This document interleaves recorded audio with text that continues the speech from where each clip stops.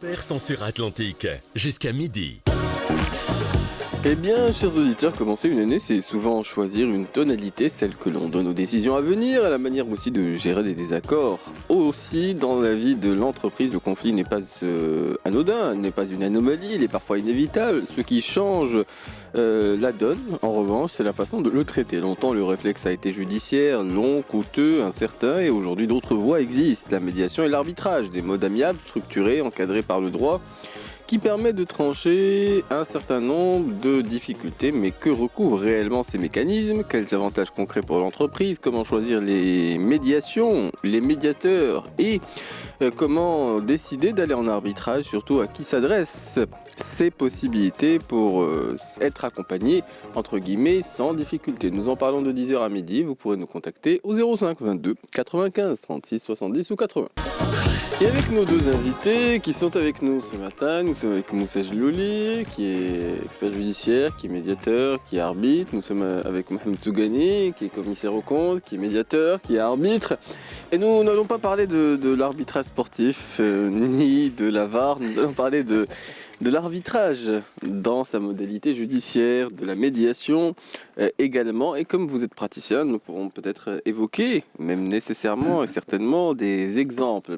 Alors, quand on traite ces sujets-là, la question qui se pose, c'est est-ce que c'est quelque chose qui se pratique aujourd'hui au vu du contexte qui est le nôtre? Parce que c'est un dispositif, si j'ai bien retenu les dates, qui est possible dans sa modalité actuelle depuis 2018.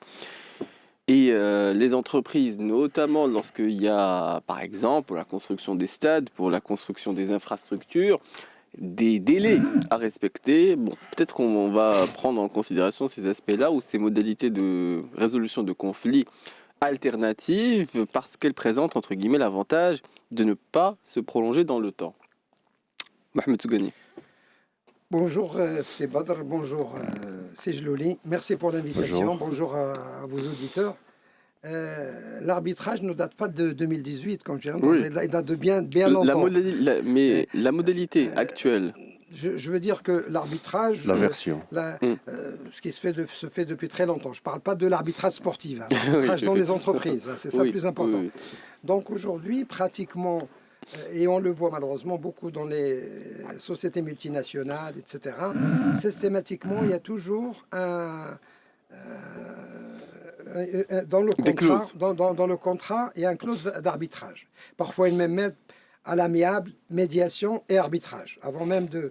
Donc, ils font pratiquement balayer la totalité des possibilités avant d'arriver. Et puis, aujourd'hui, puisque vous nous parlez, moi et c'est Jlouli, de notre pratique tous les deux, récemment, moi, j'ai eu un arbitrage. C'était une médiation plutôt, d'un groupement de sociétés multinationales avec une entreprise assez importante au Maroc. Et puis, il n'y avait pas de clause, ni de médiation, ni d'arbitrage. Et ils se sont mis d'accord à la fin de faire un compromis de médiation. C'est-à-dire, même si la clause n'existait pas dans le contrat auparavant, on peut se mettre d'accord pour passer à la médiation. Et c'est ce qu'on avait fait. Donc, ça a demandé une trentaine d'heures à peu près. Et les gens sont partis avec une transaction qui était signée par les deux. Et la transaction peut faire office de jugement parce qu'il suffit de mettre une exéquatur pour que ça soit valable. Et c'est un projet relativement important au Maroc. Et c'est important parce que les gens se sont mis d'accord. Et c'est leur accord, parce que l'avantage de la médiation par rapport à l'arbitrage, c'est un jugement. C'est une justice privée, alors que la médiation, finalement, ce sont les parties qui se mettent d'accord. Mais ce que j'entends dans cet exemple-là, déjà, il y a une distinction entre la médiation et l'arbitrage, parce que la médiation, il y a un conflit, on va essayer de voir comment le résoudre. Et peut-être qu'on y arrive, peut-être qu'on n'y arrive pas. Et puis, si on se met d'accord, qu'est-ce qui acte que le fait qu'on va respecter l'engagement qu'on a pris? Et on va se mettre d'accord et on va signer peut-être des documents, une transaction pour envisager l'avenir plus sereinement. Mais dans l'arbitrage, quand on dit c'est un jugement, c'est en fonction de quel cadre ou de quel référentiel juridique. Dans les multinationales, moi j'ai entendu à l'instant même, on y a quasiment systématiquement recours.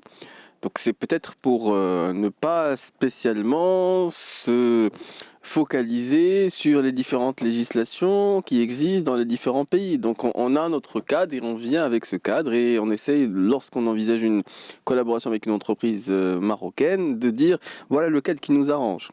Et de ce point de vue, c'est peut-être le référentiel. Mais est-ce qu'on se met d'accord quand on a recours à l'arbitrage sur le référentiel qui va permettre de juger les litiges à venir ou potentiels? Moussa Jouli. Oui, encore une fois, bonjour et meilleurs vœux de santé, de prospérité, de santé, de... Ah oui, de santé deux fois, c'est vrai. Oui, surtout pour toi ce matin. Absolument, voilà. Absolument. Les auditeurs attentifs ont pu le... Voilà, et puis donc, moi je souhaite... et non attentif. Moi je souhaiterais quand même commencer par beaucoup d'optimisme, parce qu'il y a beaucoup d'indicateurs qui le disent. Nous avons frôlé quand même 20 millions de touristes dans ce pays. Donc nous avons un taux de croissance attendu à 2 chiffres. Nous avons une inflation qui stagne. Donc nous avons un certain nombre d'indicateurs. Une coupe à récupérer. Macroéconomiques. Voilà. La pluie. Donc nous ne faisons que gagner sur les scènes internationales, politiquement, sportivement, économiquement et socialement. Et donc la moisson est bonne. Voilà, la moisson est très bonne et on ne peut pas parler de l'arbitrage parce qu'il est contraignant. Donc je voudrais quand même parler des modes amiables. Et donc l'arbitrage ne fait pas partie des modes amiables. C'est un mode extrajudiciaire, il est contraignant. Oui, c'est pour ça Mohamed Tougani parlait de justice privée. Tout à fait, c'est une justice privée à part entière. Elle est reconnue et connue partout dans le monde, etc., y compris le Maroc. Et d'ailleurs, le législateur a fait beaucoup d'efforts pour quand même donner une légitimité à l'arbitrage et à la médiation. Il a consacré quand même 85 articles dans la loi 95-17 pour l'arbitrage et 15 articles pour la médiation. Il ne faut pas oublier qu'en termes de statistiques, nous avons 4 500 000 dossiers en circulation dans les tribunaux. Et nous avons uniquement à peu près 4... C'est-à-dire, en combien de temps? 4 millions? En une année. En une année? Une année judiciaire, c'est-à-dire depuis janvier. Ça, c'est des statistiques de 2024. Nous avons 4 millions, à peu près 600 000 dossiers en circulation dans toutes les juridictions du royaume. Oui, mais si... Et nous avons uniquement... En matière commerciale, oui. Uniquement 4 000 magistrats qui statuent sur ces sujets. Donc, si tu fais le calcul, il y a à peu près 1700 dossiers par magistrat. Ça veut dire que chaque jour, il doit statuer sur à peu près 7 dossiers.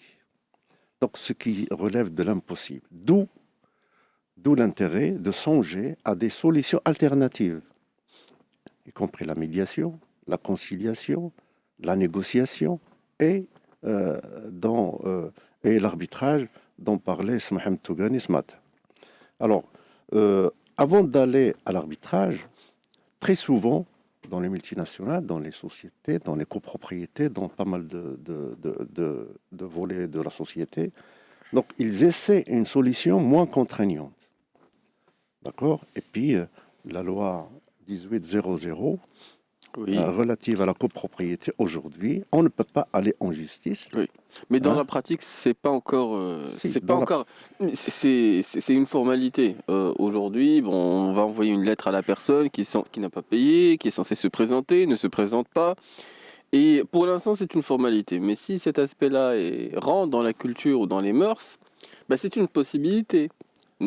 C'est un passage qui va devenir obligé. Pour rajouter, c'est pas dans la copropriété certes, mais aussi en matière agricole, parce que dans l'agriculture, chez les agriculteurs, ça veut dire que vous êtes quelqu'un qui cherche de la betterave pour une sucrerie, quand il y a un problème, les gens sont obligés de passer par la médiation avant de partir. Moi, j'ai participé à une formation des directeurs centraux du ministère de l'Agriculture au Maroc, à tous les niveaux du Maroc, pour dire que quand il y a un litige entre les coopératives laitières et les entreprises, donc on passe par cette méthode avant d'aller en justice. Et maintenant, ça devient une obligation. C'est une obligation en matière de copropriété. Légale. Mais bon, il y a beaucoup d'obligations, entre guillemets, même légales, qu'on enjambe assez aisément, parce que dans la pratique, Mais parfois c'est la culture aussi, parce Absolument. que c'est important. Vous savez, le médiateur existe bien avant, hein. On parlait de la mine chez nous, enfin, bien avant, Oui. chez un petit peu tous les métiers. Mais Dans un village, il est censé y avoir au moins un sage, absolument, c'est au moins, absolument. au Oui. moins. Donc, C'est le plus dans une vieux. copropriété, ce n'est pas certain. Donc, c'est une autre paire de manches. Moi, ce que je voudrais souligner ce matin, c'est quelque chose de très, très positif. C'est l'organisation judiciaire des royaumes. Dans son article 13, aujourd'hui, le juge de fond, il a la main de renvoyer les justiciables pour une médiation et une conciliation. Et ça, vraiment, c'est une révolution. C'est une révolution. Il faut le souligner et je tire Oui. chapeau au législateur marocain qui a fait le pas pour renvoyer les justiciables qui ont un conflit relationnel ou un conflit du type émotionnel Mhm. et qui arrive Au tribunal, il dit, allez d'abord épuiser avec les- toute sa lourdeur, hein, le greffe, etc. Donc l'appareil judiciaire est lente. Elle est comme ça, elle est née comme ça, elle est faite comme ça. Donc aujourd'hui, le magistrat, tout magistrat de fond, il a cette possibilité, y compris le procureur du roi, au niveau des juridictions correctionnelles, il a cette possibilité dans l'article 41 du Code pénal marocain de renvoyer les personnes pour un délit, hein, c'est pas pour un crime, hein, pour un délit, pour des injures Une infraction mineure. Oui. mineures, pour renvoyer les justiciables pour trouver une solution en dehors des tribunaux, par la conciliation ou la médiation. Et ça, c'est extrêmement important. Avant de passer peut-être... En matière commerciale et dans le monde des entreprises, est-ce que ça peut arriver? Oui, tout juge de fond, y compris en matière commerciale, il a cette possibilité de renvoyer. Alors maintenant, renvoyer où? Est-ce qu'on a des médiateurs? Est-ce qu'on a des conciliateurs? Est-ce qu'on a des institutions fiables? Aujourd'hui, on peut le dire, nous avons beaucoup d'institutions sectorielles et qui font un travail extrêmement intéressant. Pour ne citer que la médiation bancaire, par exemple, aujourd'hui, nous avons à la tête de la média Wasset al-Banki un personnage extrêmement intéressant et efficace. Même le médiateur du royaume. Non, ça il fait autre chose. Oui, Ça, c'est les conflits entre administration et particuliers. Voilà, particulier. C'est important, c'est un mais médiateur aussi. mais sur le plan économique, nous avons beaucoup de litiges entre les clients, les entreprises et les banques. Et aujourd'hui, les tribunaux de commerce sont submergés de dossiers, de petits dossiers, enfin de crédits, de non-respect des clauses contractuelles sur les délais de déblocage, sur les clôtures de comptes et j'en passe. Et Oui. ces petits On dossiers... peut s'adresser à la Banque centrale. Non, la Banque centrale, c'est une banque des banques, hein. C'est une Oui, banque mais d'émission. c'est là où siège le... Oui, le exact. médiateur. Le local. Le Donc, local, oui, exactement. tout à fait. Le siège du Wasset al-Banki. Ce qu'il en est, c'est que c'est vrai ce que dit Moussa Jlouli. Le problème, c'est la pratique. Aujourd'hui, Ah oui. en France, vous avez systématiquement des magistrats qui renvoient vers la médiation judiciaire. Oui, surtout c'est les conflits de voisinage. Absolument, non, mais voisinage et autres, entre surtout. associés dans une entreprise. Ben, je voyais que vous polarisez sur les conflits de voisinage. Non, non, c'est... Non, ce que je veux dire Oui. par là, c'est que dans les entreprises, il y a des associés parfois, au lieu de passer par j'allais dire, le stade tribunal directement, il y a des tas de moyens. Il y a des négociations. Tout à l'heure, on a parlé des méthodes alternatives. Dans les méthodes alternatives, il y a la négociation, il y a la conciliation, il y a l'expertise amiable, il y a aussi, avant d'arriver à l'arbitrage, etc. Mais ce qu'il faut aujourd'hui, c'est la volonté, c'est le genre A, parce que les textes existent. C'est qu'aujourd'hui, on a du mal à donner. Oui, parce qu'il y a des habitudes. Non, mais c'est ça. Il y a des médiateurs. Il faut former des gens aussi, parce qu'effectivement, il y a des gens qui sont formés, comme disait, si je le lis tout à l'heure, sectoriellement. Il y a des instituts de formation. Il y a pas mal de gens qui sont formés. Ça serait intéressant. Mais moi, je dis ce qu'il faut voir, c'est même parfois une formation des juges à la médiation. Ça, c'est important. Tout à fait. Parce que finalement, ceux qui envoient vers la médiation, c'est ce ceux sont qui les savent juges. ce qu'ils savent, ce que c'est la médiation, ce que peut apporter, etc. Oui, Parce mais que- spontanément, l'avis des juges sur peut-être un mode alternatif ne va pas nécessairement être le plus favorable. Parce que ça consiste quand même un peu à se dessaisir. Nous, on va être Non, mais- dessaisis momentanément. Une pause. Oui, effectivement, une respiration musicale, puisqu'il est 10h25, on a tardé à la faire entendre. Et on va en profiter à l'instant et on reprendra la suite de notre émission qui, elle, se poursuit jusqu'à midi. Et nous reprenons le fil conducteur de notre émission que nous consacrons au mode alternatif, aux modalités amiables de résolution des conflits, mais quelquefois le recours aux tribunaux est parfois un passage obligé, comme on aura l'occasion de le voir, parce qu'il faut exécuter les jugements. Nous avons un auditeur, nous avons des experts sur le plateau, nous avons un auditeur qui nous a contacté. Si Jamal est avec nous, au bout du fil, et qu'on salue. Bonjour. Bonjour, c'est Baudin. Bonjour, mais ça c'est une voix que... Ça c'est Jamal Benouna. Mais d'ailleurs, on vous a évoqué à l'instant, pendant la respiration musicale. Pour, Un habitué. non, mais c'est les problèmes de voisinage. Je pense que là, effectivement, il y a cet exemple que vous avez partagé avec nous à l'antenne et qu'on s'est rappelé. Oui, effectivement, le problème de voisinage pose un problème au Maroc, effectivement. En matière surtout de bruit, parfois d'odeur aussi, de jets par exemple, de déchets, etc. Effectivement, ça pose un problème, mais c'est pas les seuls problèmes quand même qui existent au Maroc. Moi, je veux juste intervenir sur la question de la médiation. Effectivement, les médiateurs doivent avoir une formation, mais c'est pas suffisant à mon avis. Tout d'abord, il faut qu'il y ait une spécialisation dans le domaine où il intervient. Parce que si vous êtes, par exemple, dans l'industrie textile et vous ne savez pas comment ça fonctionne, quelles sont les matières, les responsabilités, les obligations, même si vous avez une formation de médiateur dans un autre domaine, vous ne pourrez pas tout simplement intervenir. Parce qu'il est important en matière de médiation de connaître le secteur, de savoir comment les gens fonctionnent, les obligations et responsabilités, parce que au niveau de la médiation, il y a quand même un niveau premier, qui est un niveau expertal, c'est-à-dire comprendre l'origine tout d'abord du conflit. Parce que si on ne comprend pas l'origine du conflit, on ne peut pas bien sûr proposer un rapprochement, en fin de compte, des opinions des deux parties. Dans le BTP, ça, je pense, dans le BTP par exemple, dans le BTP, c'est particulièrement le BTP, par exemple, parce que quand même, il y a pas mal de conflits, il y a beaucoup d'entreprises qui interviennent, par exemple, et beaucoup de cabinets qui interviennent dans le même chantier. Aujourd'hui, d'ailleurs, on a recensé pratiquement 240 intervenants directs et indirects dans un chantier, donc c'est énorme. C'est-à-dire, donc, vous pourrez avoir toujours des conflits, ou avec même le maître d'ouvrage, par exemple, le propriétaire et les entreprises. Tout simplement, moi, je vais donner juste une idée qui est importante.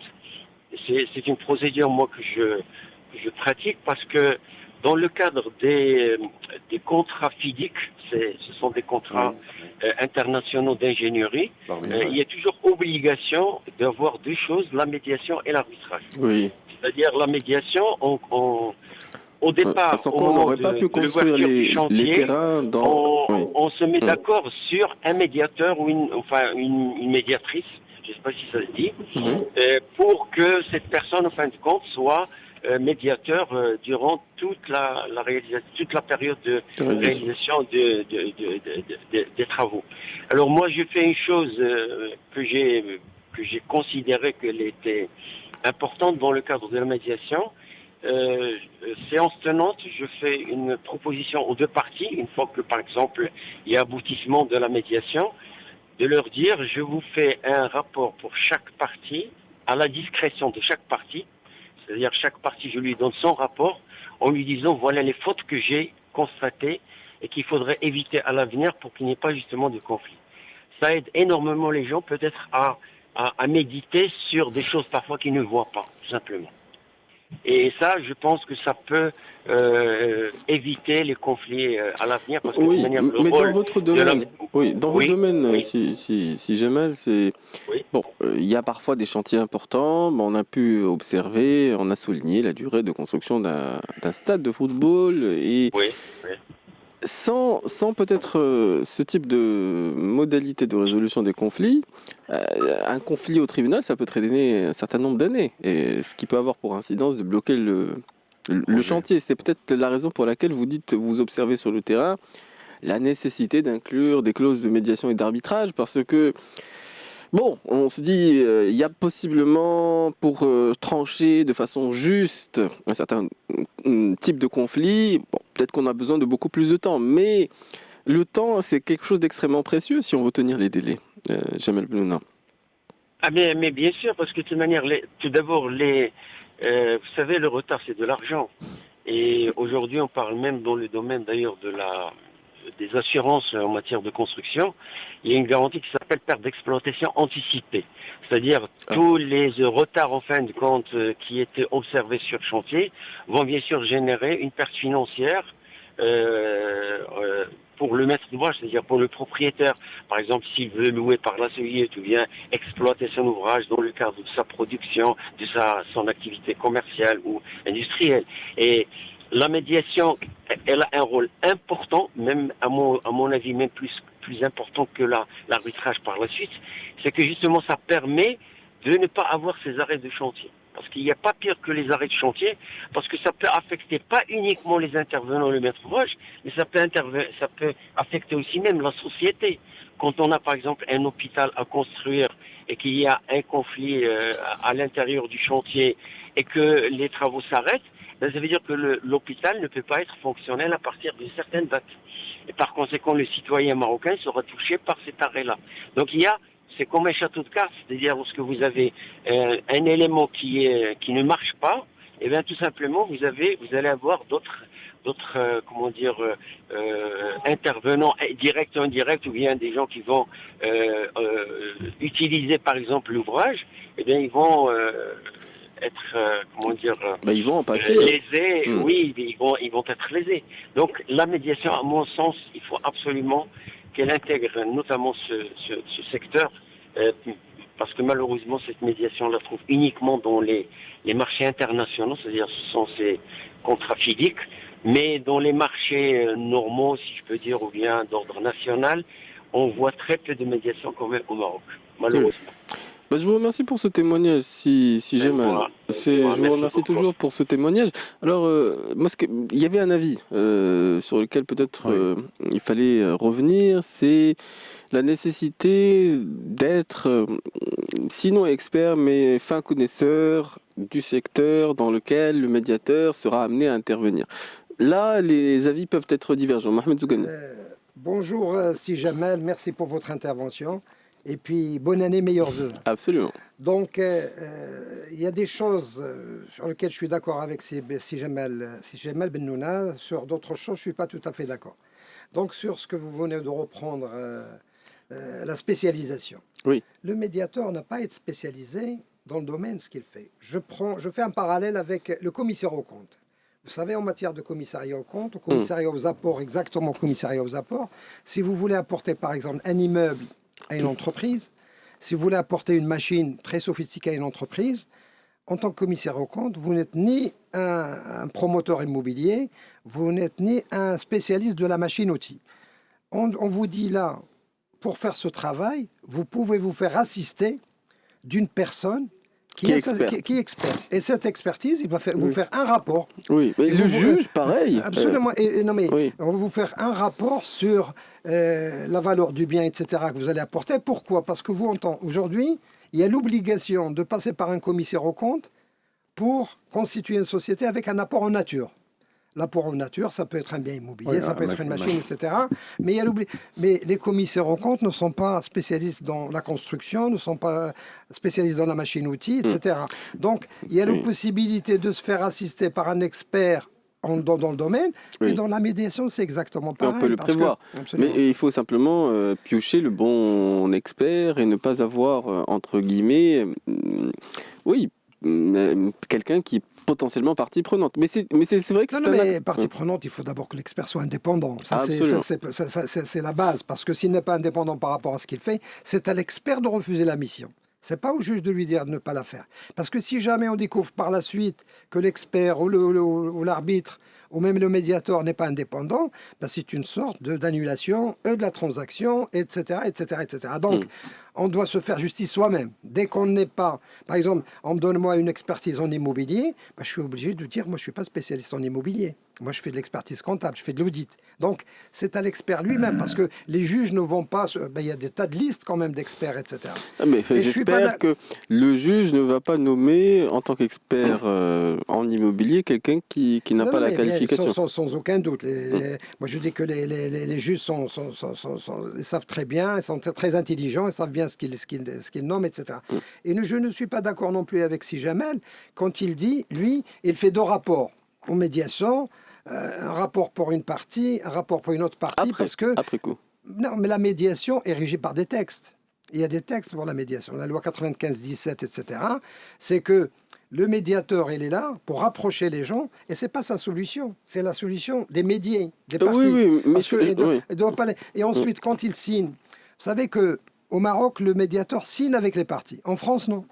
Il n'y a que les médiateurs qui signent la transaction. Ici, ils signent, ils s'engagent d'une certaine manière, mais c'est leur propre solution. C'est leur propre solution. Non, mais j'entends bien. Mais je pense que ça, c'était effectivement un extra après, outre la transaction qui peut être établie. C'est un travail complémentaire. Voilà, c'est un travail complémentaire par rapport au... Oui, bien sûr, c'est demandé par les parties, c'est une bonne chose. Oui. Moussa Jouli. Moi, je voudrais quand même apporter quelque chose de plus par rapport à ce qui a été dit par mon collègue Setou Ghani. Bonjour, c'est Jamal Bennouna. Alors, je crois qu'il faut aujourd'hui faire un travail pédagogique et tracer des frontières claires entre un conciliateur et un médiateur. Bon, entendons bien qu'un médiateur ne propose aucune solution. Et je vais dire plus que ça. Il s'interdit de proposer des solutions. Parce que le problème, il est désintéressé des problèmes des autres.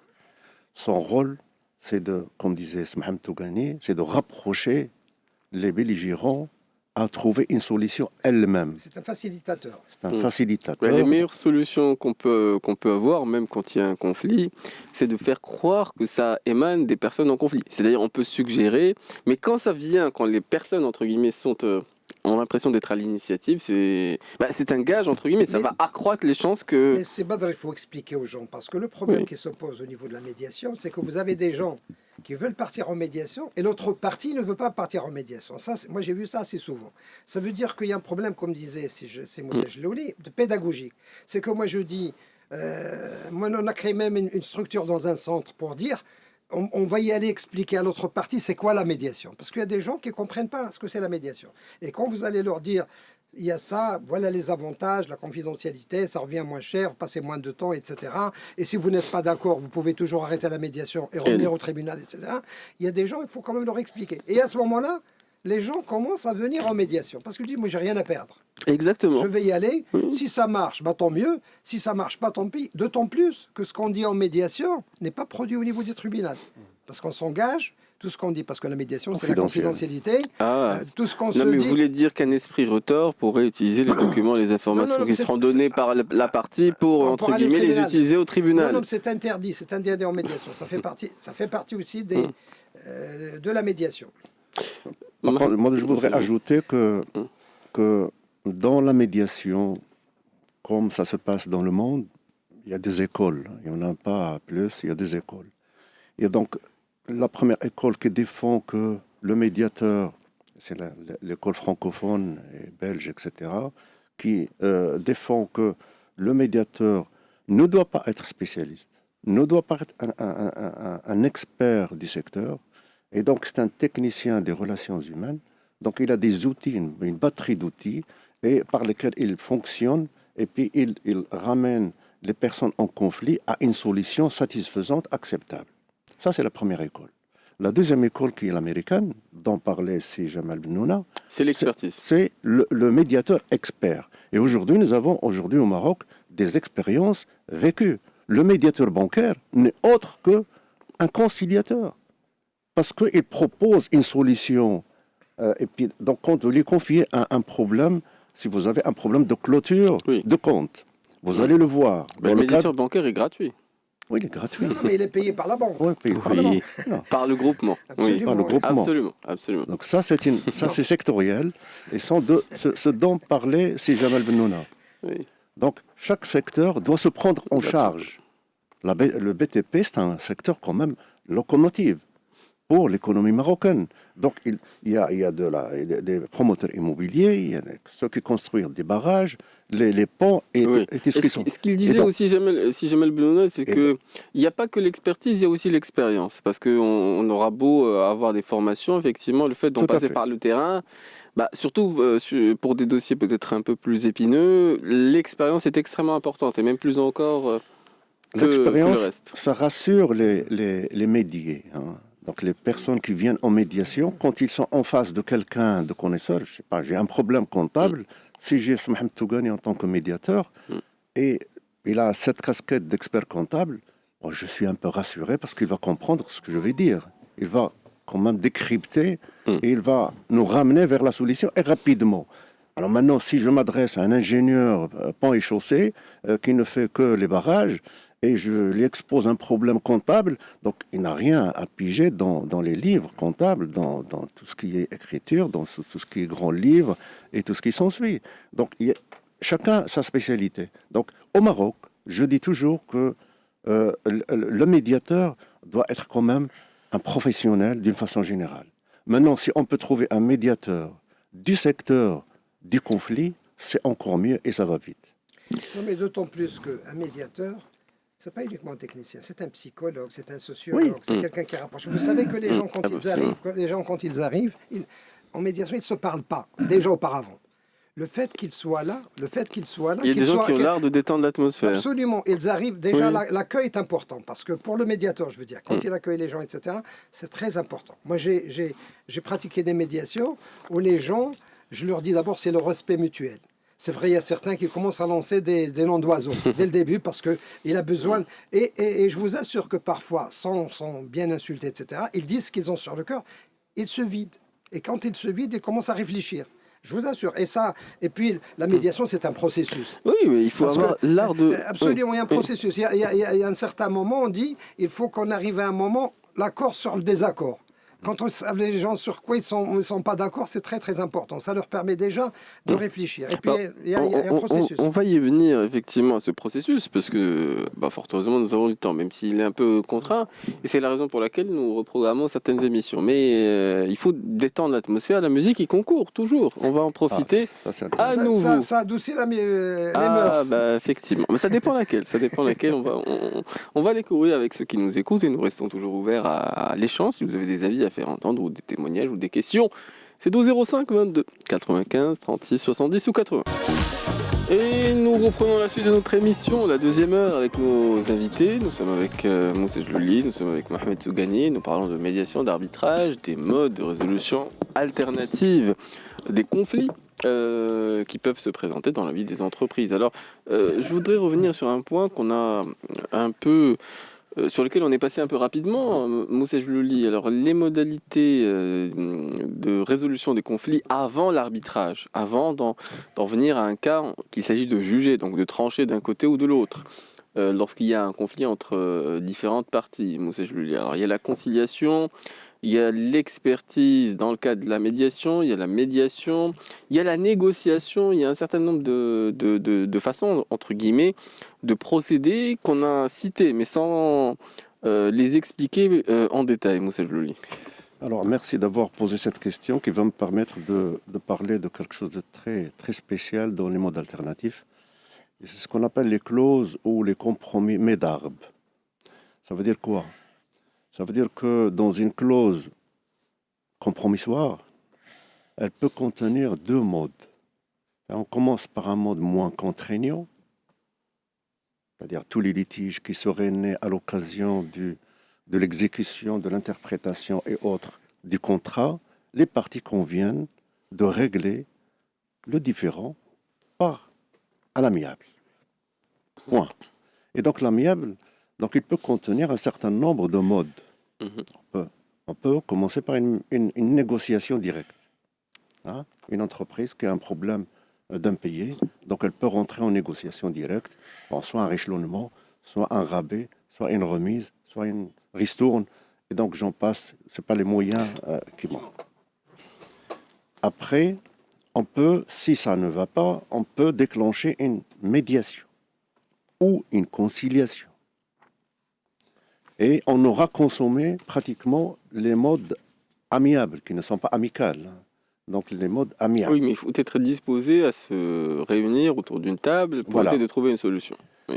Donc en cas d'échec, et là il y a un deadline, il y a 30 jours pratiquement, ou 45 jours, et en cas d'échec de toutes les possibilités amiables, on passe à un autre mode contraignant. Ce n'est plus les parties qui trouvent une solution à leurs différends ou leurs litiges, c'est un tiers impartiel et neutre qui s'appelle arbitre. Oui, c'est l'autre nom d'une forme de juge. Mais donc cette clause médarbe, on commence par une médiation et en cas d'échec, on passe directement à l'arbitrage. Oui, et très souvent, je termine, et très souvent, quand les personnes en conflit voient qu'il y a un arbitrage vers la fin, qui est très contraignant, que parfois il y a toujours un perdant, un gagnant. Oui. Donc ils sont pratiquement obligés, entre guillemets, obligés à trouver une solution à l'amiable. Voilà. Ah, mais j'entends bien. Mais si on reste sur les solutions à l'amiable, négociation, conciliation, qui n'est pas la médiation. Alors il y a trois termes. Qu'est-ce que ça veut dire? Je me réfère au code de commerce. Donc c'est un texte légal. Texte légal, il y a le mandataire spécial qui est nommé. On n'est pas encore arrivé, on n'est pas ni encore au niveau de la médiation ni au niveau de l'arbitrage. Donc le médiateur spécial. Il y en a aussi la conciliation qui est prévue par l'article 551 du Code de commerce. Du Code de commerce.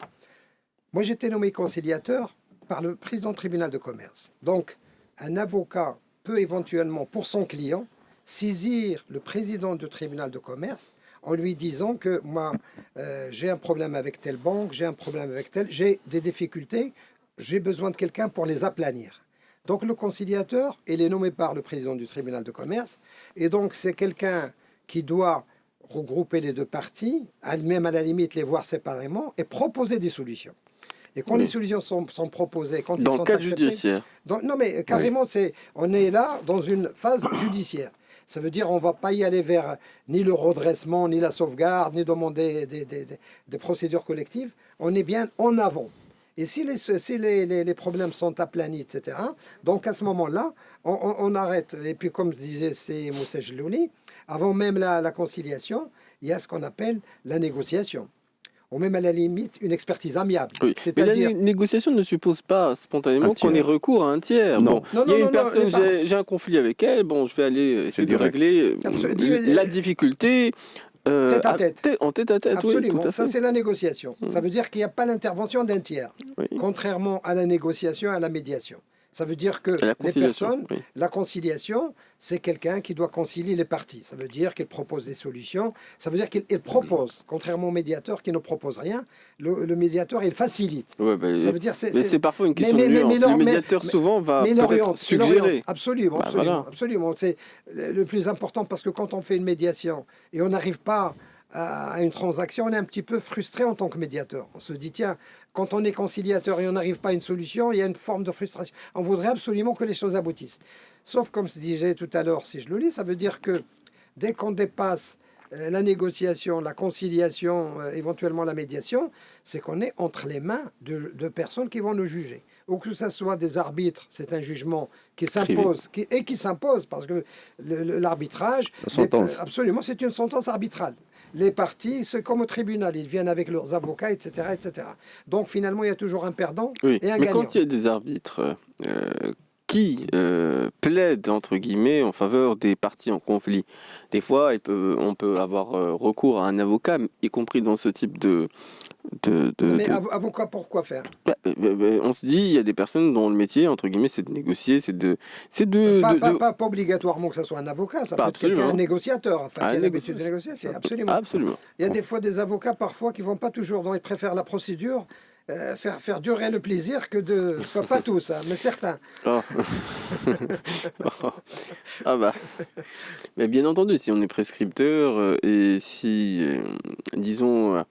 on a intérêt à ce que ça dure, on peut proposer... Vous savez que Sa Majesté a proposé une journée, je crois, j'ai bonne mémoire, le 9 décembre, journée de la médiation. De l'amiable. De l'amiable, journée de l'amiable.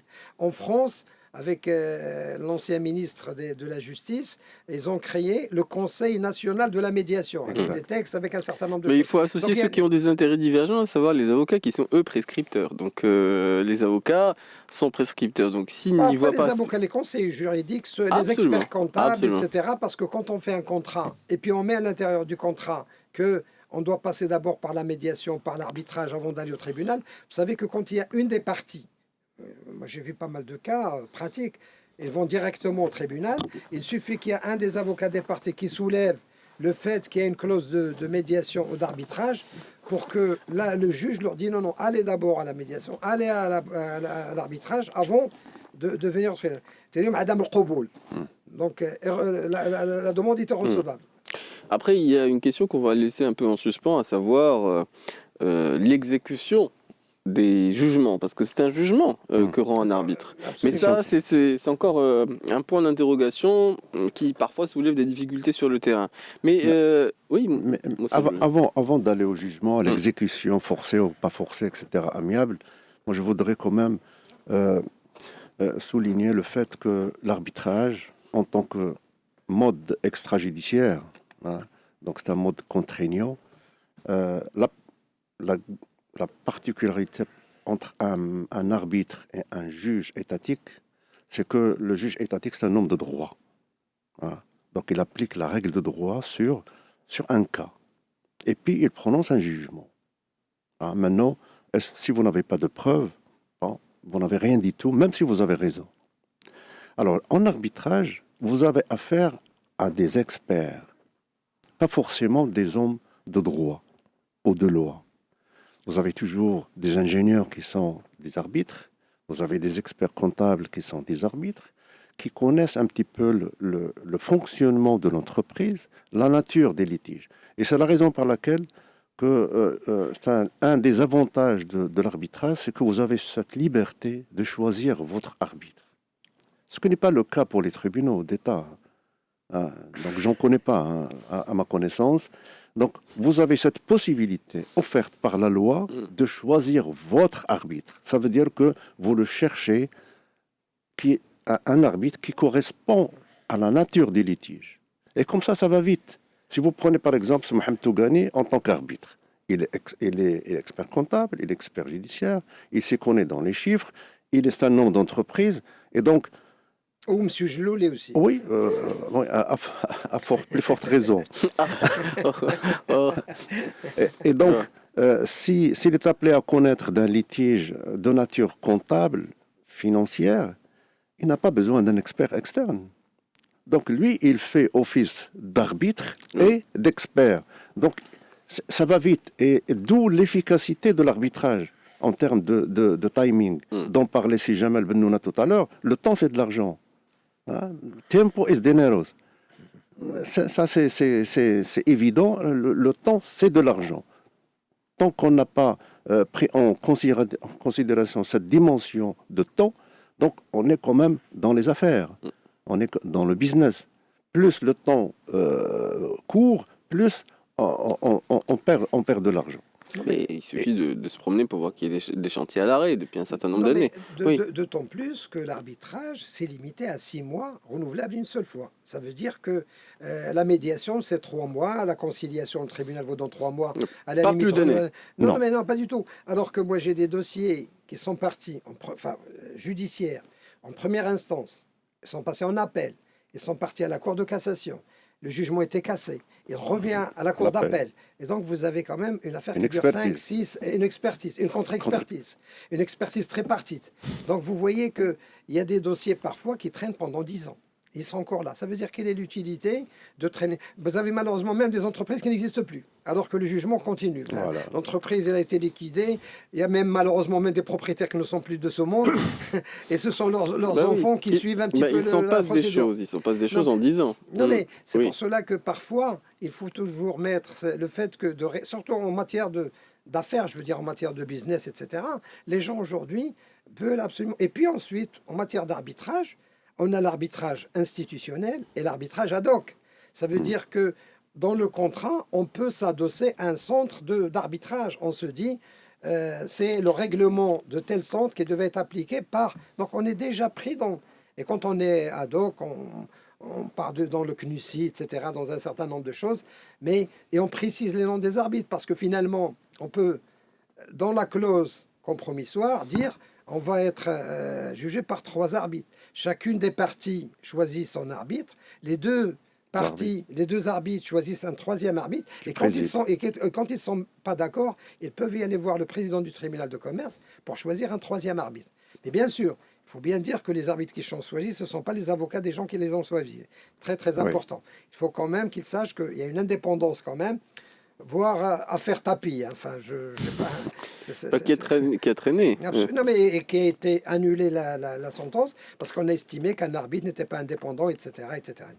Ah oui, et même, bon, ça... Et là, c'était quand même des 400 millions d'euros, etc. C'est des montants relativement importants. Ah non, mais bien entendu. Mais alors, sur l'arbitrage, oui, moi, ça je le dis. Oui, donc tu as posé une question qui est restée suspendue, c'est celle de l'exécution. Oui. Et des sentences. Bon, maintenant, la médiation accompagne le processus des conflits jusqu'à l'exécution. Maintenant, à supposer que vous ayez une sentence arbitrale ou même un jugement étatique. La médiation, encore une fois, ou la conciliation peut intervenir pour éviter une exécution forcée. Ça veut dire que moi, aujourd'hui, dans le cadre des affaires, j'ai un litige avec la société que Smahem Tougani gère et j'ai gagné le procès, comme par hasard. Donc j'ai gagné le procès. Bon. Et je sais que j'ai fait pas mal d'affaires avec l'entreprise dont M. Tougani est gérant. Eh bien, dans les affaires, on n'a pas envie de perdre un client ni un fournisseur. Donc on a quand même cet avantage de penser comme ça, dans la continuité des affaires. Oui. Eh bien, même si j'ai une sentence à ma faveur, je vais tendre la main à Smahem Tougani. Je lui dis, bon, écoute, aujourd'hui, le tribunal arbitral s'est prononcé sur le cas. Qu'est-ce qu'on fait? J'ai gagné 2 millions de dirhams. Est-ce que tu es disponible? Je dis, bon, écoute, moi je suis en difficulté, j'ai des problèmes de recouvrement, je passe une période un peu difficile. Si jamais tu fais une exécution forcée, je vais en liquidation judiciaire. Bon, je dis, je n'ai pas envie de te ruiner. Et puis on se met d'accord, on déclenche une négociation directe. En cas d'échec, on peut faire une médiation. En cas d'échec, on peut faire une conciliation. Et donc, on peut tester tous les moyens amiables pour une exécution à l'amiable. Donc, quand c'est fini, possible.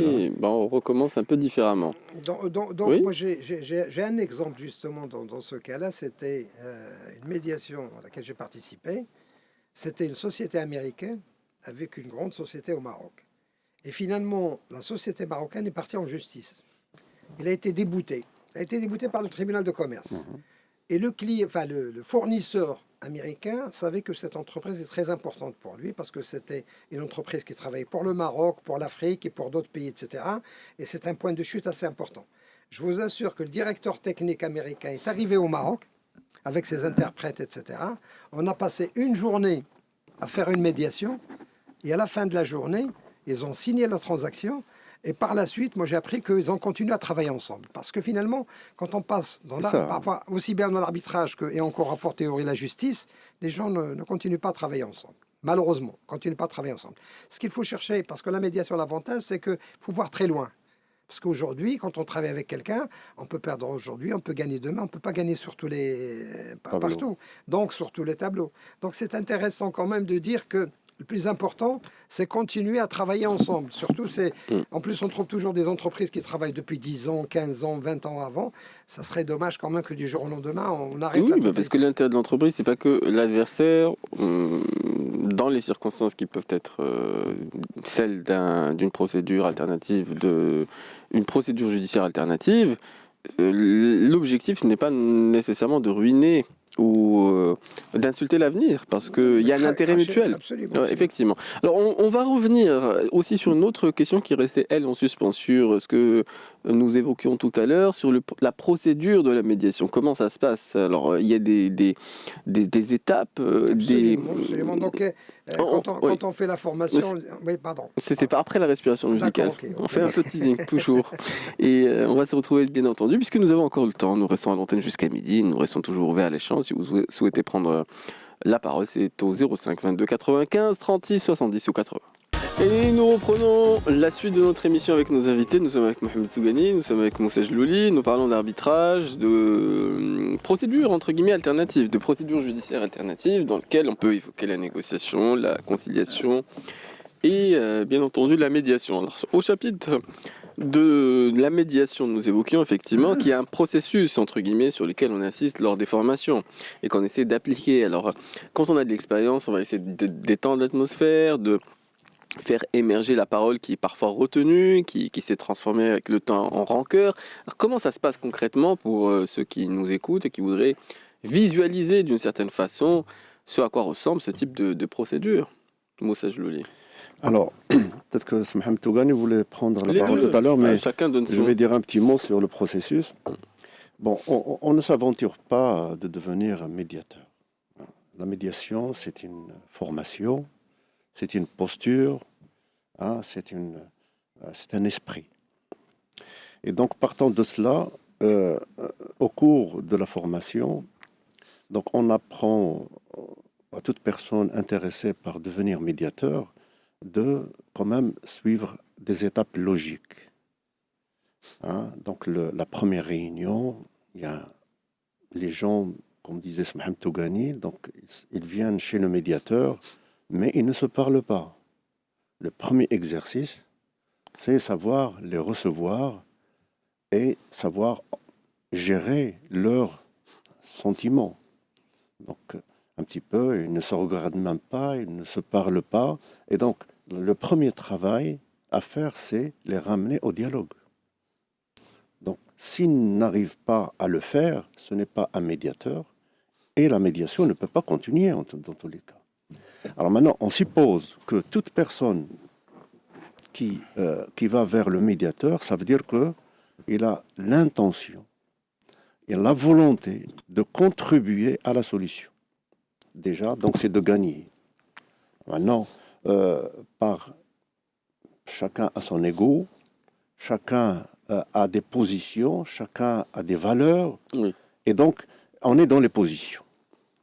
Et donc tout le travail que fera un médiateur chevronné, professionnel, formé, tout ce qui s'ensuit, c'est de connaître un petit peu les positions de tout un chacun et de les faire déplacer des positions à travers un dialogue, à travers une communication active, une écoute active, de comprendre quels sont les besoins, quels sont les intérêts de chaque partie.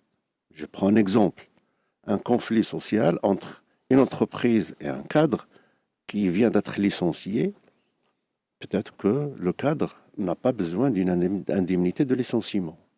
Il a besoin juste d'une reconnaissance de ce qu'il a donné pour l'entreprise pour gagner tel marché, oui, ou pour arriver à telle croissance. Ah, mais les deux, c'est encore mieux. Maintenant, s'il peut avoir les deux, c'est mille fois mieux. C'est mille fois mieux. Mais c'est important. C'est important. On est face à l'humain. Et l'humain, il a quand même, c'est des sentiments, c'est des émotions qu'il faut gérer. Alors maintenant, une fois l'atmosphère est apaisée, vous savez que la médiation s'inspire beaucoup de la maïotique. Donc c'est l'accoucheur. C'est un petit peu, donc les douleurs, c'est pas lui qui a les douleurs, ce sont les autres, les médiés qui viennent le voir. Mais il y en a toujours une des parties qui va estimer que c'est plus douloureux pour elle, et c'est pour ça que des fois, c'est quand on s'estime lésé, on se dit il faut que je gagne et que l'autre perde. La médiation, c'est d'essayer entre guillemets de voir qu'il y a parfois un intérêt à, y compris prendre sur soi une forme d'injustice qu'on peut relever. Disons que vous avez parlé du processus de la médiation. Quand on fait la formation, il y a un monsieur qui s'appelle Fiotak, qui a fait une roue. Et cette roue-là, c'est qu'on dit qu'il y a un processus. On commence par exemple le quoi, pourquoi les gens sont là, etc. Pourquoi, donc c'est le quoi, le pourquoi, le comment et le finalement. Donc il y a toute une roue qui passe. Et puis on a toujours aussi un acronyme. On dit la médiation correspond à une porte, les initiales d'une porte. Les initiales, c'est quoi? La porte, fait le P, c'est la position. Le O, ce sont les objectifs. Ensuite, on a les raisons pour qu'on est là. Et finalement, les tentatives passées, etc. Donc, ce qui est les positions, c'est que ce que affirme vouloir ou refuse les médiateurs. Je veux être indemnisé. Je ne veux pas travailler avec lui. Donc, il y a des choses qui se disent. En médiation, on ne s'arrête pas aux positions. On va plus loin. Donc, on va y aller car elles sont souvent rigides. Donc, on va vers les objectifs. ce que la personne cherche concrètement à atteindre. Éventuellement, sécuriser mon activité, ou bien éventuellement éviter de nouveaux conflits. Donc vous avez les objectifs sont déjà plus négociables que les positions. Ensuite, les raisons et les motivations. Les motivations, justificatifs, arguments. Parce que j'ai subi une perte. On entend les médias. Parce que je n'ai plus confiance, etc. Et ensuite, comprendre les raisons qui permettent de donner un sens au conflit. Par exemple, les tentatives passées. J'ai proposé un arrangement. J'ai envoyé plusieurs courriers. Donc, on voit un petit peu ce qui se passe. Et puis, les émotions, comme disait c'est Moussa Jellouli, les ressentis exprimés aux sous-jacentes. Tout à l'heure, il a parlé du cadre qui a été licencié. C'est que le cadre voudrait une reconnaissance. Parfois, vous avez dit les deux, c'est encore mieux. Mais il y a des fois, il se dit, d'abord, moi, je voudrais bien que j'ai fait des choses pour cette société. في المغرب اللي كيجي عندك وعنده بروبليم افيك راسو تيقول لك طلعت غير على ظهري سي كوم سا لي جون با تيقول لك هذاك الشركه طلعت ولكن il voit jamais qu'il avait un salaire en contrepartie, qu'il s'est marié en travaillant dans l'entreprise, qu'il a construit une maison, qu'il a élevé des enfants, il faut voir les deux parties. Et à partir de là, on se dit, vous savez, les gens quand ils arrivent à la médiation, c'est déjà des gens qui ont un litige, il y a un différend qui est là. Donc il faut déjà les apaiser. Le médiateur, c'est de leur dire, vous êtes là par votre propre volonté, de part et d'autre. Vous êtes là, le respect mutuel, et à partir de là, on n'est pas dans l'invective, parce qu'il y a des gens qui sont de cette nature-là. C'est que on plante le décor dès le début. Et vous avez les gens qui se calment de petit à petit. Puis ensuite, ils commencent à parler.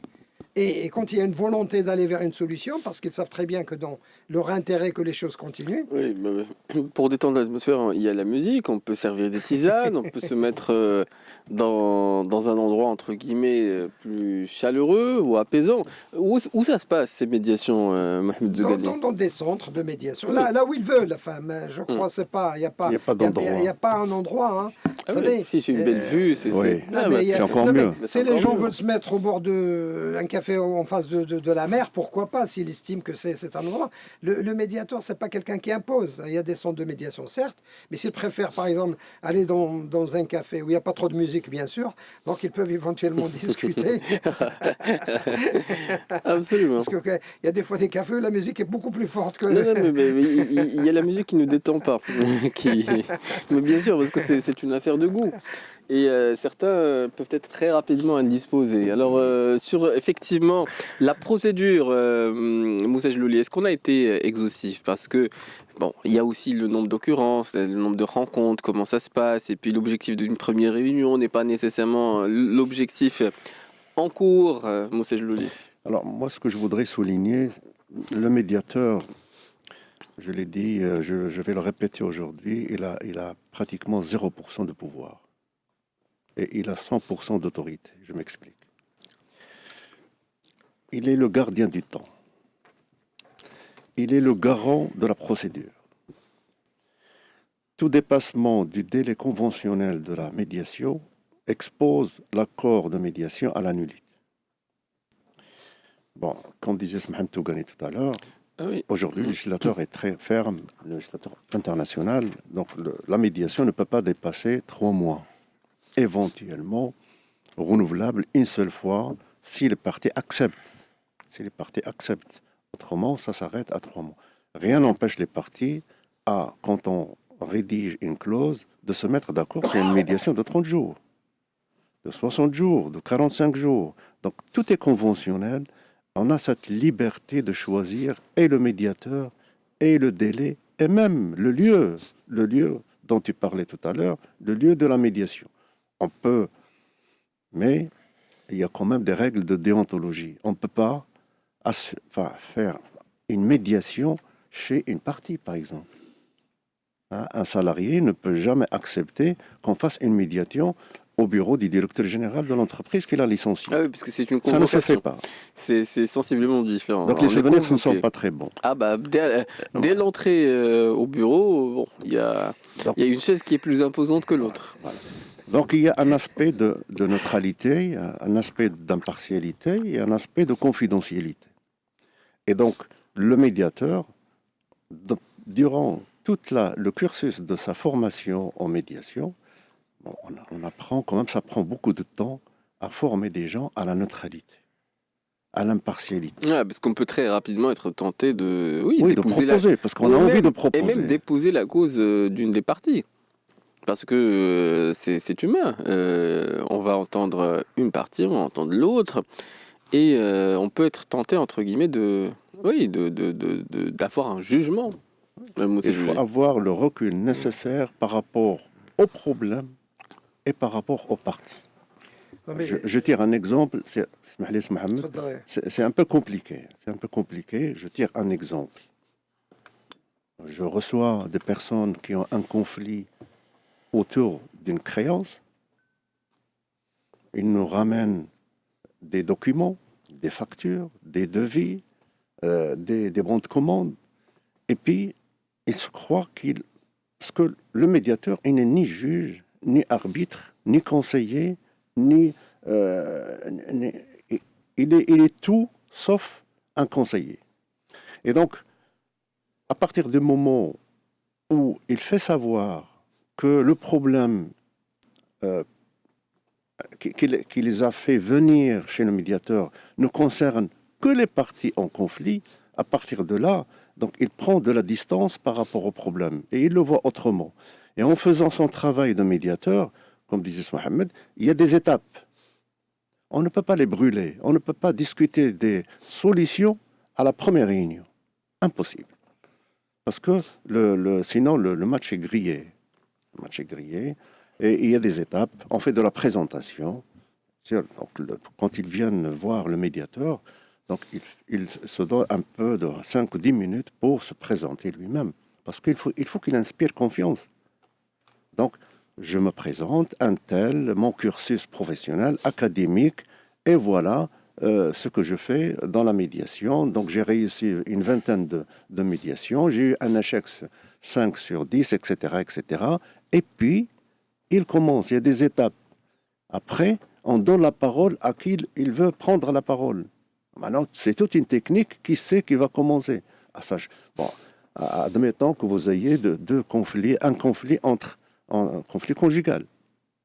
Médiation familiale. Médiation, conjugale ou familiale. À qui vous allez donner la parole en premier, en tant que médiateur, pour rester neutre et impartial? Est-ce que c'est à la femme ou à l'homme? Pas à la femme, sinon si vous êtes un homme, terrible. Vous donnez la parole à l'homme, la femme va se sentir plus frustrée. Si vous le donnez à la femme... Non, mais c'est vrai qu'il y a une question de forme. Dans quelle région du Maroc vous êtes aussi? Non, mais c'est vrai que dans quelle région du Maroc vous êtes aussi? On est en centre. Le centre, c'est Agadir. On en est loin. Alors, non, mais disons, on parle un peu des qualités du médiateur. Ce que je disais, Moussa Jlouli, c'est que des compétences. La qualité première, c'est la compétence humaine. Parce que finalement, vous avez des hommes et des femmes en face de vous, etc. C'est très important. Avant même de passer aux compétences professionnelles. Quand vos compétences professionnelles, vous avez d'abord l'éthique, très important. Parce que tout à l'heure, on se présente, mais sachez que les médiateurs, avant d'arriver chez vous, ils ont regardé ce que vous avez fait, ce que vous avez... Instagram, etc. Et c'est tout à fait normal qu'ils s'informent. Vous avez l'indépendance, c'est très important. Parce que si jamais on découvre par la suite que vous avez un lien direct ou indirect avec une personne, etc., parce que vous signez quand même, avant de démarrer, l'indépendance, un engagement comme quoi. Vous avez la neutralité. Parce que tout à l'heure, quand en médiation... Vous avez d'abord, quand ils arrivent chez vous, bien sûr l'accueil, etc. Et la position des médiés. Il y a des fois, vous mettez, le médiateur devait être dans une position de telle manière qu'il soit impartial, équilibré entre les deux. Quand vous regardez trop une partie mais pas l'autre, c'est important parce que c'est le partage du regard.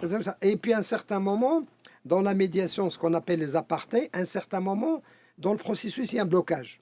Il y a un blocage, donc on utilise une technique, ce qu'on appelle l'aparté, on peut prendre, mais on leur explique tout ça avant, dès le démarrage, comment ça se passe. Oui, pour que les choses ne soient pas perçues comme étant un privilège. Mais on leur dit qu'il y a un certain moment, peut-être, je vais prendre une partie en aparté, mais ce qu'il y a, c'est que quand vous revenez, vous essayez de prendre l'autre partie en aparté.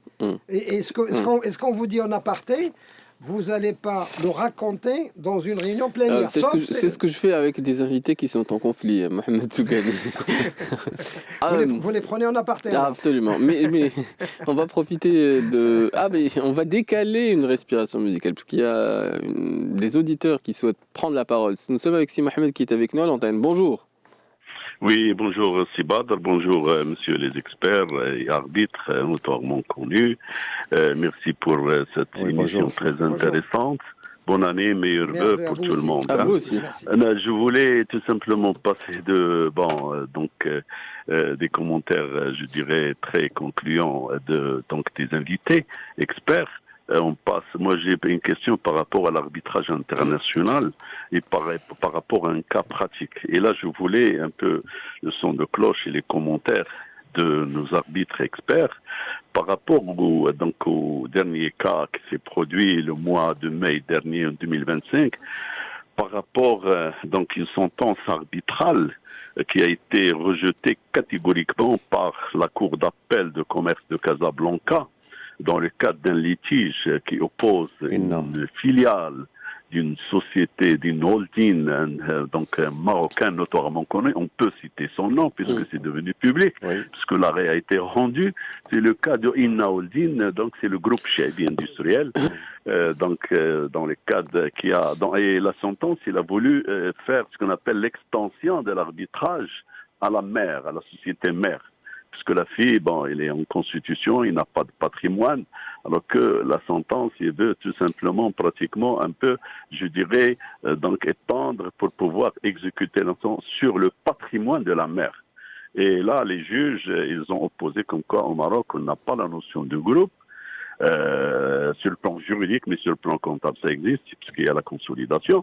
Et là, ils ont invoqué comme quoi l'indépendance, je dirais, de la mère et de la fille par rapport à sa mère.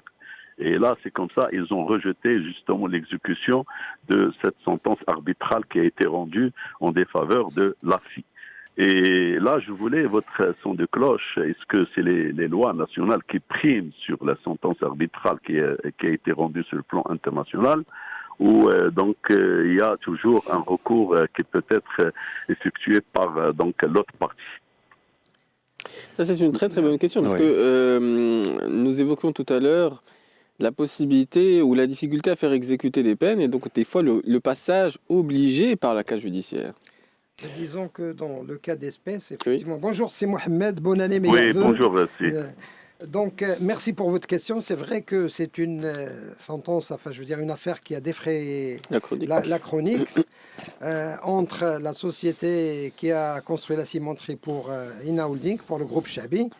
Et donc, cette sentence, effectivement, au début, moi, je me rappelle, j'étais au tribunal de commerce de temps en temps et je voyais quand même, parce qu'au niveau de l'exécutoire, c'était tout un problème. Parce que effectivement, on a condamné la filiale à un certain moment, mais étant donné que la filiale n'avait pas un actif relativement important, donc la partie adverse, elle a demandé l'extension de la clause d'arbitrage à la mère. Parce qu'effectivement, la mère, il y a énormément de choses à faire, etc.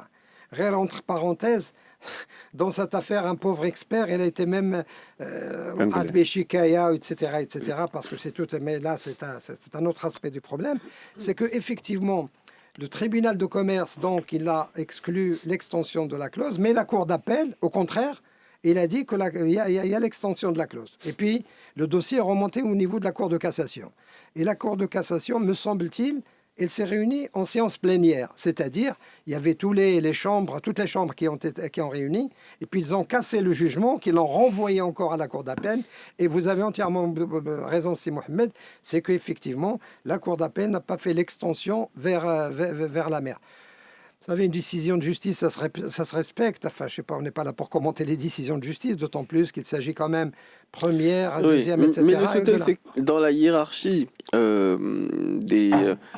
en droit, il y a le traité qui est au-dessus, il y a la loi nationale. Et la question qui se pose, c'est est-ce qu'une justice privée avec ses règles peut supplanter et... Est-ce qu'on peut appliquer, par exemple, des choses sur lesquelles on peut se mettre d'accord d'une manière conventionnelle relativement au cadre de cette justice privée, d'arbitrage et ainsi de suite, avec des dispositions qui ne sont pas des dispositions qu'on retrouve dans la loi nationale?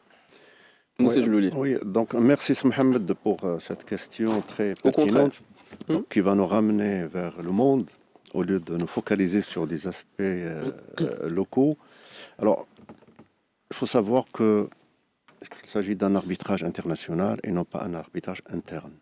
Et donc, tous les arbitrages internationaux donc sont soumis à l'accord de Washington, l'accord de New York, dans lequel le Maroc est signataire depuis 1960. Ça veut dire quoi en deux mots? Ça veut dire que toute sentence rendue dans le cadre d'un arbitrage international qui oppose deux pays, hein, c'est ça l'arbitrage international, parce qu'il y a deux pays en jeu, il y a la France et le Maroc. Bien sûr, il y a deux entités privées, mais qui appartiennent à deux entités juridiques différentes. Voilà. Et donc, à partir de là, il y a une convention d'arbitrage dans le cadre de l'investissement. Moi, j'aurais souhaité que ce litige soit porté au niveau du CRD, hein, les accords de Washington, parce que c'est de l'investissement. Mais quand on regarde le contrat de très près, c'est un contrat commercial. Donc, la cimenterie qui devrait être construite dans la région de Guisser, donc c'est un investissement marocain avec un bureau d'études, avec des architectes, avec des spécialistes étrangers. Et donc, c'est un contrat international qui a débouché sur un conflit. Donc, il y a une résiliation de ce contrat. Cette résiliation a été portée devant un tribunal arbitral qui a dit ce qu'il a dit. Donc, en termes de responsabilité et d'indemnisation. Le Maroc reste souverain dans ses décisions. Donc la Cour de cassation, c'est une juridiction qui ce n'est pas un troisième degré de juridiction, mais c'est une juridiction qui s'intéresse à la forme, qui s'intéresse au droit. Est-ce que le droit est appliqué? Et la décision qui a été prise, comme disait Mohamed Tougani, c'est toutes les chambres confondues. Chambre civile, chambre correctionnelle, chambre commerciale. Formation plénière. Voilà, formation plénière. Donc c'est une décision souveraine. C'est une décision de l'État marocain qui dit que chaque personnalité, chaque entreprise, c'est une personne morale qui a un patrimoine distinct par rapport aux autres filiales, encore plus par rapport à la maison mère. Bon, maintenant, dans l'esprit de l'arbitrage international, c'est que quand on signe un contrat avec une filiale, donc ça veut dire qu'il y a la notion de groupe. Ça veut dire qu'il y a une synergie, ça veut dire qu'il y a une confusion de patrimoine. Ça veut dire que, bon, maintenant, Chabir, il a assisté, en tant que président de la holding, il a assisté à la signature de la convention avec les Français.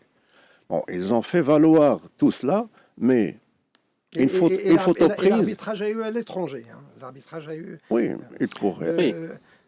Le siège de l'arbitrage en Suisse, à l'étranger. Oui. À l'étranger. En l'occurrence, bon, la conclusion, c'est que qu'est-ce qui prime? La conclusion, c'est que l'État marocain a pris une décision à ce que maintenant vous avez un conflit avec une filiale, vous n'avez qu'à exécuter.